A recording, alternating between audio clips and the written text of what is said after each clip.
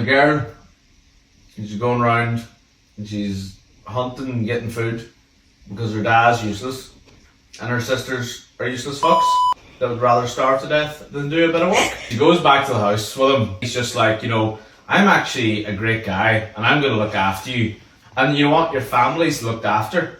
And she didn't even like her family either, so it's like, this should be the best deal of your life. So for a lot of the time they just waffle about his house and she slowly begins to trust him more, etc, etc. Like there's something about like, oh, I wiped their memories and they think you're all for your sick aunt. That should be back soon. No, but they're happy and they're rich again because before they were broke ass. Yeah, he's a sugar daddy. Nah, well listen, he's, you know, I don't know if he's ugly, probably.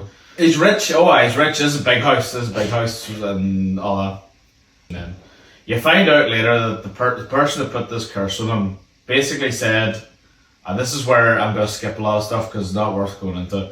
Basically she said, you need to find a woman that hates our kind and murders one of your friends and then get her to fall in love with you and then I'll remove the curse. And I'm like, that's wild convoluted. A great guy. Hello my friends, this is part 2 of ACOTAR, Under the Mountain. Hope you enjoy. I'd like to do a disclaimer that this is now under duress. This is now because Monica's begged me to do this.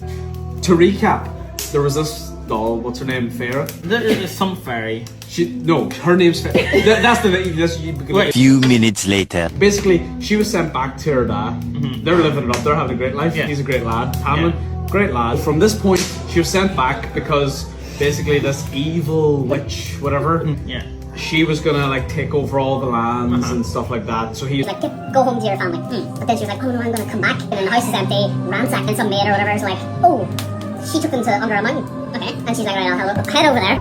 She gets caught straight away. She's not very good at this at all. Like this witch is like comically evil, like, you know, twiddling your fingers, comic book evil. You're like a subservient slave to her now because he was like, there's so much stuff to cover. He's subservient, his magic's all... Because he's in love. He's nerfed. She's like, oh, I'll give him back his powers and you can be with him. Yeah. If you solve a riddle and or get through these 3 trials. Why is there's multiple choice? Multiple choice. She's in jail, she's off living a shit life. Yeah. And then there's this other guy, Reese's Pieces. Reese's Pieces. And then he's basically this witch's so he's like a wee sniveling, like, you know, he does whatever she says. Yeah. But he's secretly trying to help her, which I think is more or less along the lines of like, you know, I'm gonna play all sides until what's best for me. They don't like that. They don't like that. Because They'll get very defensive. They love him. They love him. But I love Tamlin. Tamlin's a good lad. June Worm. Yeah, June Worm. Can't remember how she beat it. Back in the wall. Then she covered herself in shit. So it couldn't smell. And then she cut it.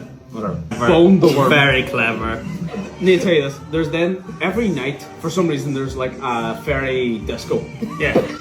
And basically, no, this is where it's like, no, Reese's Pieces is a bit of a creep, right? So he gets her like drunk on a thing and she blanks out. Yeah. But apparently she's dancing for him, sitting on his lap. This needs to be clear. I think people forget who read ACOTAR. She's crying because she's so upset. He's licking her tears off her face. Yeah. Right? Like, who likes this guy? Oh, do you get like some sort of powers if you lick someone's tears? Or No. Just does it because he likes it? He loves it. Did a weird deal. It basically says, right, you're going to swear, I've healed you of your shit-infested wound from the worm. I'm going to make a deal with you that I get to spend like 2 weeks out of the month with you, and she negotiates it down to 1 week out of the month you have to spend with me. So is that romance or stalker? He helps her win the trials, but she gets to spend a week with him. She has to. Well, legally. The witch is born in Reese's Pieces, but she's actually obsessed with Hamlet. She can't read, so there's a... I can't remember the riddle. It's like she has to read something and then pick the right answer. Reese's Pieces is telling her which one to select. The 3rd try. She is told she has to kill 3 fairies in a row. And then, so that's it. Are they the good fairies? They're innocent fairies. So basically he takes the bag off the head and it's like, please don't kill me. And she, the next person stabs. No worries. No bother. Well, no, she had a bit more trouble because it was a woman and she was like, that could be me or whatever. And there's like a weird, like, wait a second. he let me listen in on a bunch of conversations. Something, Tamlin has a stone heart.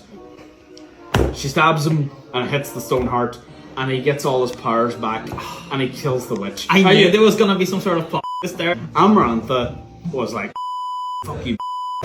And then basically she was like, I'm dying. Through the power of love, these fairies all make her a fairy. Is this curse lifted?